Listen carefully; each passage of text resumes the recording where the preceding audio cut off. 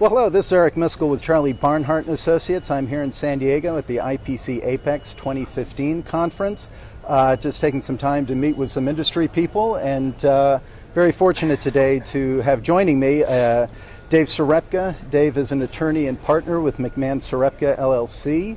They're a premier boutique business law firm headquartered in the Silicon Valley. McMahon Serepca, actually, their emphasis is in representing clients in the technology and electronics sector. We've known Dave for many years as an advisor and colleague, and we really respect his industry perspective. It's also a unique opportunity here because usually you have to pay to talk to an attorney, so we're actually getting this kind of for free today. So, and I know that having been through 2 divorces. Why don't we start, Dave, first of all, welcome. Thank you for joining us, taking the time today. Why don't you start by telling us kind of the issues and trends that you're seeing in your practice today? Well, thank you, Eric. I appreciate the introduction, and I want to say thank you for having me and hosting me, and it's been great to be here, and it's a very exciting convention, and it's great to be here, so thanks a lot. Certainly. In our practice, it's a business law practice predominantly.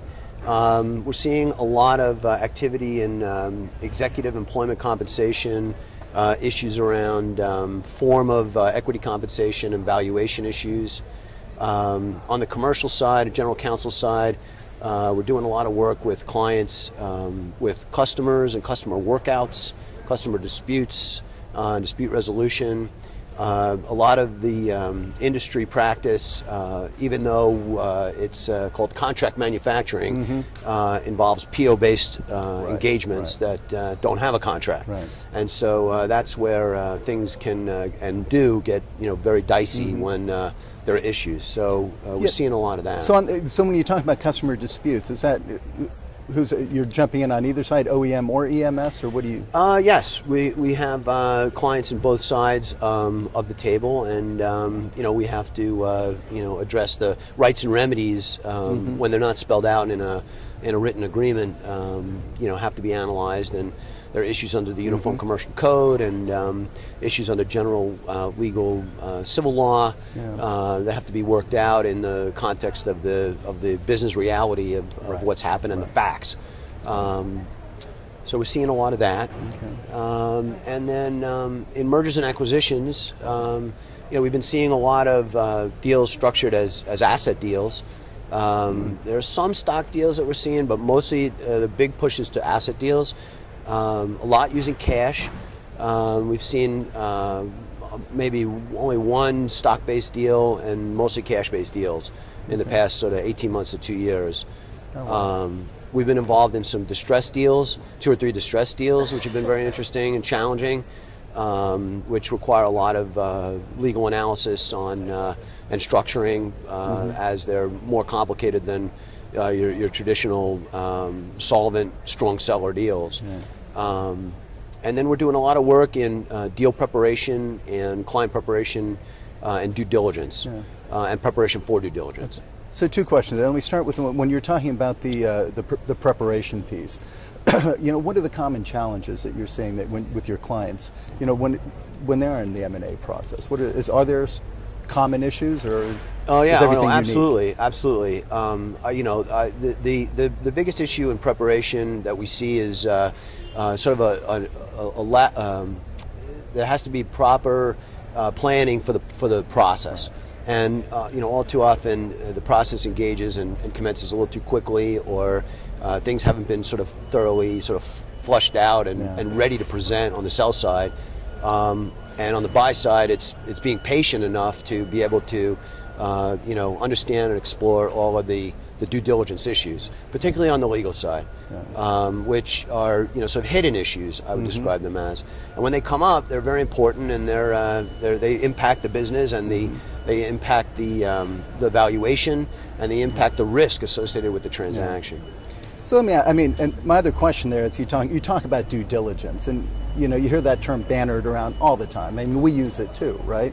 And we probably use it very differently, and we're probably using it very, innocently and incorrectly, right? So what is that exactly? I mean, in your world, right? Sure. So, you know, and due diligence, that phrase is sort of defined the same actually across in any use, and it basically means the diligence that is due. So what is that? It depends upon the facts and circumstances of the situation. When it comes to the legal due diligence, we see issues predominantly in the areas of human resources and employment issues, and problems with employees or legal compliance issues. You know, will tax issues and concerns, issues with customers that need to be resolved, and litigation and threats of litigation. These are things that need to be, thoroughly fleshed out and understood as to what risk profile they present, and how they can be either explained to a buyer or dealt with as a buyer, to address those risks, and how the deal needs to be structured to address those risks, whether those risks can be taken or not. But we provide sort of an objective review of the situation, because typically a company will be engaged with attorneys who are on one side or the other of the issue, and they're advocates, and they're not looking as objectively at it for management as a general counsel does, basically. So what would you, a common issue that comes up, people always say, and you hear saying, keep the attorneys out of it for as long as possible, right? Because that's when everything gets difficult, right? Try to work the deal and then bring the attorneys in. I'd assume you have a different perspective on that. Yeah, no, I mean, we would obviously completely disagree with that. I think that, as long as, and I can't speak for all attorneys, but as long as, we're coming in, in the process, with, reasonable expectations for timing and look, it all depends upon the risk profile of the client. Right. I think that attorneys serve their clients best when they can understand the risk profile of their clients and work with their clients to execute, given that risk profile. So, the big balance in due diligence is, typically balancing, overturning and looking under every stone and understanding every risk, balanced against the need for speed and execution and timing and getting things done, and assumption of risk. And those three variables have to be balanced, basically.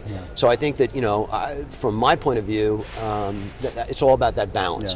And we work, deals where, the balance leans toward accepting a lot of risk and a lot of speed, and being comfortable with minimally understanding off balance sheet issues from a due diligence perspective on the one hand, and then we also work with clients who we are very careful. We cross our T's and dot our I's, and we go in to a matter with the intent to fully understand and flesh out all issues.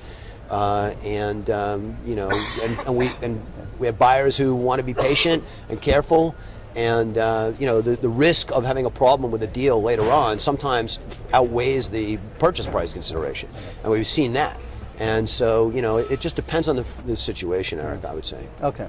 No, and I appreciate that, and I think, you do make the point very clearly that I think as you move forward in these things, you're well served to have an attorney, and we certainly know your reputation is good, so we appreciate that. Listen, we could probably chat forever, but I think we've reached the hour minimum on the fee here, so we'll end it. And I just want to say, listen, thank you for taking the time, thank you for spending time with us today, and we thank you for tuning in. Appreciate it.